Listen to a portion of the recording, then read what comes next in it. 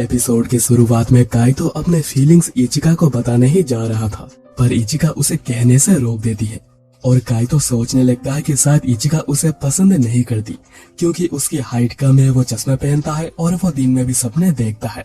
और अब अगले दिन इचिका काइतो को सुबह उठाने की कोशिश कर रही होती है, नहीं तो वो स्कूल जाने के लिए लेट हो जाएगा। पर काइतो को रिप्लाई नहीं देता, बस पेपर में लिखकर बताता है कि आज वो घर में ही रहेगा। इचिका पूछने लगती है, तुम ठीक हो ना? और रिनोन चेक करके बताता है कि वो एकदम ठीक है। पर इचिका बार बार पूछ रही होती है कि आखिर तुम क्यों नहीं जाओगे? तो काइतो कहता है कि मुझे अकेला छोड़ दो। इचिका फिर स्कूल में इसके बारे में रेमोन को बताती है। इचिका कहती है, क्या मुझे उसे ऐसे ही अकेला छोड़ देना चाहिए था? आखिर उसने मुझसे कुछ कहा क्यों नहीं और लिखकर क्यों बताया? रेमोन कहती है, हो सकता है कि उसे पढ़ने का कोई मन ना हो या फिर वो किसी को फेस करना ना चाहता हो। और इचिका सोच में पड़ जाती है कि कहीं ये सब कुछ कल की वजह से तो नहीं हुआ। रेमोन तभी पूछती है कि क्या कल कुछ हुआ था? पर इचिका के रिएक्शन को देखकर रेमोन समझ जाती है कि कुछ तो हुआ था।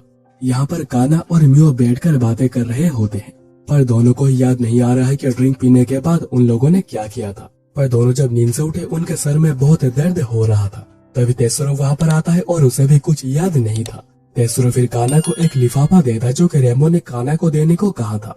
और काना जल्दी से उसे खोलकर देखती है और वो देखती है कि उसमें उसकी एक सेक्सी पोज बनी हुई थी, जो देखकर वो इतना ज्यादा शर्मा जाती है कि वो उसे किसी को नहीं दिखाती।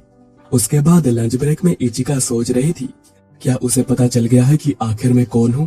पर अभी मैं सब कुछ काइतो को एक्सप्लेन कैसे करूंगी? मुझे लगता है कि मुझे उसे सब कुछ बता देना चाहिए। इचिका ने अभी तक सभी को बता दिया होगा कि मैं उसे पसंद करता हूँ और सभी लोग अभी मिलकर मेरा मजाक बना रहे होंगे। और फिर स्कूल खत्म होने के बाद काना और मियो घर जाने के लिए निकल रहे थे। तेसुरो कहता है कि उन्हें एक बार काइतो से मिलना चाहिए क्योंकि काइतो ने स्कूल को इन्फॉर्म किया है कि उसकी तबीयत ठीक नहीं है। पर काना वहाँ पर इसलिए भी जाना नहीं जा रही थी क्योंकि वहाँ पर इचिका है जो कि काइतो का ख्याल रख रही होगी। पर जब तेसुरो कहने लगता है कि हाँ, इचिका बहुत ही अच्छी है और वो बहुत अच्छी तरीके से काइतो का ख्याल रख रही होगी, और ये सुनते ही काना जल्दी से भागी भागी जाती है काइतो से मिलने। मियो फिर तेसुरो को कहती है, क्या तुम्हें इससे कोई प्रॉब्लम नहीं तेसुरो? तेसुरो कहता है, आखिर तुम्हारा मतलब क्या है? और मियो कुछ कह नहीं जा रही थी कि रेमन वहाँ पर आ जाती है और कहती है कि ये एक अच्छा मौका है, हम लोगों को कुछ रियलिस्टिक शॉट्स मिल सकते हैं। और अभी यहाँ पर घर पे काइतो नूडल्स बना रहा होता है क्योंकि उसे भूख बड़ी लगी है। तभी काना उसे मिलने आती है और काइतो को लग रहा था कि इचिका ने उसे सब कुछ बता दिया होगा। काना कहती है कि तुम ये क्या कह रहे हो, तुम ठीक तो हो ना? काइतो कहता है, हाँ मैं पूरा ठीक हूँ और माफ करना, मैंने झूठ कहा था, कुछ चीजें आ गई थी जिस वजह से मैं नहीं जा पाया। पर काना यह बात जानकर बहुत खुश होती है कि काइतो पूरा ठीक है, उसे कुछ भी नहीं हुआ। काइतो फिर काना को शुक्रिया कहता है उसकी चिंता करने के लिए। तुम बाहर क्यों खड़ी हो, अंदर आ जाओ। पर तभी काइतो को ख्याल आता है कि अगर इचिका ने उन दोनों को अकेले में कमरे में देख लिया तो वो क्या कहेगी? वो तो उसे प्लेबॉय समझेगी जो कि कल शाम को उसे प्रपोज कर रहा था और आज काना को अपने कमरे में ला चुका है। इसलिए काइतो कहता है, नहीं हम लोग यहाँ पर बात नहीं कर सकते हैं, चलो कहीं बाहर चलते हैं। काना कहती है, आखिर तुम्हें ये क्या हुआ और तुम्हें इतना पसीना क्यों आ रहा है? काइतो कहता है, बहुत दिन हो गए हैं ना हम लोगों को बाहर गए हुए, चलो एक साथ कहीं घूम कर आते हैं, चलो कारुइजावा जाते हैं। और फिर काइतो तैयार होकर आता है और दोनों एक साथ ही निकलते हैं। पर ये सारी बातें मियो, तेसुरो और रेमोन ने सुन ली थी और वो तीनों ही उनके पीछे जाने का डिसाइड करते हैं। फिर हम लोग इचिका को देखते हैं जो कि कहीं और रहने की बात सोच रही थी, पर उसे ख्याल आता है कि नानामी ने उसे काइतो का ध्यान रखने को कहा था।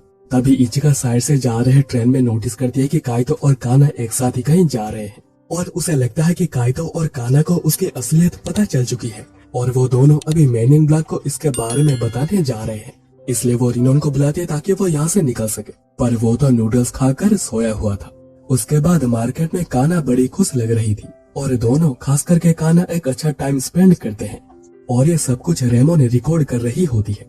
तब रेमोन एक बड़े से लेंस को निकालकर क्लोज सोर्स लेने लग जाती है।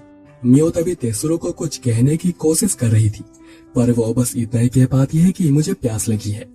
तभी हम इचिका को देखते हैं जो कि काइतो और काना के पीछे पीछे इसे मार्केट में आ गई थी और यहाँ पर तेसुरो और मियो जूस लेने आए हुए थे। मियो पूछती है, तुम्हें क्या लगता है कि आखिर आज काइतो स्कूल क्यों नहीं आया? क्या तुम्हें लगता है कि इसकी वजह इचिका है?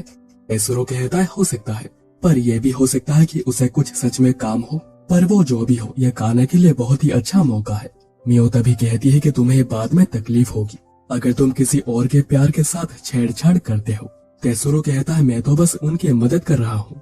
तो मियो कहती है कि इसे ही छेड़खानी कहते हैं और आखिर में तुम्हें ही जाकर सबसे ज्यादा दर्द होगा। पर तेसुरो कहता है मियो तुम कुछ ज्यादा ही सोच रही हो, मैं और काना तो बस बचपन के दोस्त हैं। तभी हम काइतो और काना को देखते हैं और काइतो को एक अच्छी जगह मिल चुकी थी जहाँ पर वो शूटिंग कर सकते हैं। काइतो फिर कहता है तुम्हारा शुक्रिया काना कि तुमने मुझसे नहीं पूछा कि आखिर में स्कूल क्यों नहीं गया। तो काना कहती है मैं जानना तो चाहती हूँ पर मैं तुम्हें बताने के लिए फोर्स करना नहीं चाहती। काइतो फिर कहता है कि ये रीजन है इचिका, वैसे कुछ हुआ तो नहीं, पर अगर तुम एक क्यूट लड़की के साथ रहना शुरू करते हो तो तुम बहुत सी चीजें नोटिस करना शुरू करते हो जो कि तुमने पहले कभी नहीं की थी। पर वो मुझसे बड़ी है और फॉरेनर भी, तो हमारे बीच में चीजें नहीं चल सकती और ये बात मुझे समझ में आ चुकी है। मैं आखिर यह बात भी क्या कर रहा हूँ। और तभी काना काइतो को कुछ कहने ही जा रही थी कि वो नोटिस करते हैं कि रेमन उन्हें रिकॉर्ड कर रही है और वो कुछ ज्यादा ही पास आ गई है और रेमन खुद भी भूल गई थी कि वो उन्हें छुपकर रिकॉर्ड कर रही थी। काना गुस्से में पूछती है कि आखिर तुम रिकॉर्ड क्या कर रही थी। तो रेमन कहती है एक प्यार का इजहार, पर काना उसका मुंह बंद कर देती है ताकि काइतो को इसके बारे में पता ना चले। काना फिर कहती है कि बिना परमिशन के रिकॉर्ड करना एक गुनाह होता है और सुबह तुमने जो फोटो भेजी थी आखिर तुमने वो फोटो कब खींची। पर रेमन कुछ भी ना कहते हुए वहाँ से भाग जाती है तो काना भी उसके पीछे पीछे जाती है उसे पकड़ने। फिर हम तेसुरो और मियो को देखते हैं जो कि रेमन को ही ढूंढ रहे होते हैं और फाइनली अभी जाकर रेमन उन्हें मिल भी जाती है। पर तभी काना भी वहीं पर पहुंच जाती है और मियो और तेसुरो को देखकर कहती है कि आखिर तुम दोनों यहाँ पर क्या कर रहे हो। दोनों कहने लगते हैं कि हम लोग तो यहाँ पर बस रेमन की मदद करने आए थे। पर रेमन कह देती है कि तुम्हें लोग तो यहाँ पर आना चाहते थे। और अभी काना ये जानकर कि तीनों उसे कब से ही देखे जा रहे थे वो बहुत ही ज्यादा गुस्सा भी हो जाती है और बहुत ही ज्यादा शर्मिंदा भी। तभी हम इचिका को देखते हैं जो कि गलती से आकर काइतो से टकराती है जो कि काना को ढूंढ रहा था। काइतो पूछता है इचिका तुम यहाँ पर।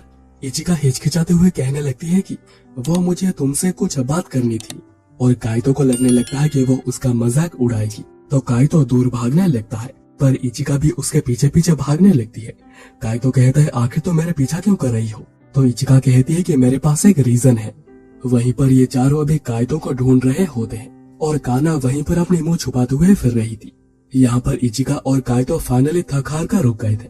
काइतो पूछता है कि आखिर तुमने मेरा इतनी दूर तक पीछा क्यों किया, आखिर इसका रीजन क्या है। इचिका कहती है कि कल तुम मुझे क्या कहना चाहते थे वो मेरे बारे में ही था है ना। काइतो कहता है हाँ था। तो इचिका कहती है प्लीज इसके बारे में किसी को भी मत बताना नहीं तो बहुत बड़ी प्रॉब्लम हो जाएगी। एक्चुअली इचिका को यहाँ पर लग रहा है कि काइतो को पता चल चुका है कि वो एक एलियन है और वो दूसरे ग्रह से आई है और उसे लग रहा था कि काइतो कल उसे इसके बारे में ही कहने जा रहा था। वहीं पर काइतो को लग रहा था कि इचिका जान चुकी है कि काइतो उसे पसंद करता है और इसी वजह से दोनों में अभी मिसअंडरस्टैंडिंग हो चुकी है। तो काइतो कहता है वेल प्रॉब्लम हो सकती है पर कौन इस चीज को कैसे देखता है उसके ऊपर डिपेंड करता है। इचिका कहती है अगर ऐसा होता है तो मैं तुम्हारे घर और नहीं रह सकती। काइतो कहता है नहीं इसके लिए तुम्हें घर छोड़ना नहीं होगा और माफ करना मुझे लगा नहीं था कि मैं तुम्हें इतना ज्यादा अनकंफर्टेबल कर दूंगा। तो इचिका कहती है प्लीज इसके बारे में किसी को भी मत बताना। तो काइतो कहता है कि बिल्कुल मैं किसी को नहीं बताऊंगा क्योंकि ये बहुत ही ज्यादा एम्बैरेसिंग है। इचिका कहती है आखिर इसमें शर्मिंदगी क्या है। तो काइतो कहता है ठीक है मैं मानता हूँ कि मैं रिजेक्ट हुआ हूँ ठीक है। इचिका कहती है पर किससे। और अभी यहाँ पर बहुत ही ज्यादा कंफ्यूजन हो गया था इसीलिए काइतो कहता है पहला सवाल तुम्हें क्या लग रहा था मैं क्या कहूँगा। इचिका कहती है वेल वो एक सीक्रेट है तो मैं नहीं कह सकती। इचिका फिर पूछती है कल तुम मुझे क्या कहने वाले थे। तो काइतो कहता है मैं वो नहीं कह सकता वो सीक्रेट है। अगर तुम अपना सीक्रेट मुझे बताने को तैयार हो जाती हो तो मैं भी तुम्हें अपना सीक्रेट बता दूंगा। दोनों फिर एक साथ ही कहते हैं क्या तुम्हें सच में नहीं पता है कि मैं क्या कहने वाला था। काइतो को तभी जोरों से भूख लगने लगती है क्योंकि उसने सुबह से कुछ भी नहीं खाया। इसीलिए दोनों पास वाले कैफे में चले जाते हैं और दोनों ही कल की बात और बिल्कुल भी नहीं उठाते और बस कैजुअली बातें करने लगते हैं जैसे कि तुम्हें क्या पसंद है, तुम्हें क्या खाना ज्यादा अच्छा लगता है, तुम्हारा पसंदीदा रंग कौन सा है। उसके बाद स्टेशन में काइतो इचिका को रिकॉर्ड कर रहा होता है। इचिका थोड़ी अनकंफर्टेबल हो रही थी पर काइतो कहता है कि वैसे भी मूवी में मैं ही तुम्हें रिकॉर्ड करूंगा तो तुम यहाँ पर बिल्कुल नॉर्मल एक्टिंग कर सकती हो। इचिका फिर कहती है चलो बताओ आखिर तुम किस लड़की से रिजेक्ट हुए हो। तो काइतो कहता है कि नहीं वो तो बस एक झूठ था। इचिका कहती है अच्छा चलो ये बताओ कि आखिर तुम्हें कौन पसंद है। मुझे पता है वो कान्हा ही है ना। और आज तुम लोग एक साथ घूमने भी गए थे क्यों, है ना? पर काइतो कहता है कि नहीं वो नहीं है। इचिका कहती है तो क्या मियो? काइतो कहता है कि नहीं वो भी नहीं। तो इचिका कहती है अच्छा तो क्या मैं? और ये सुनते ही काइतो को एक झटका लगता है और वो ब्लश भी करने लगा था। तो इचिका नर्वस होकर कहती है कि मैं तो बस मजाक कर रही थी, है ना? और ये एपिसोड यहीं पर ही खत्म हो जाता है।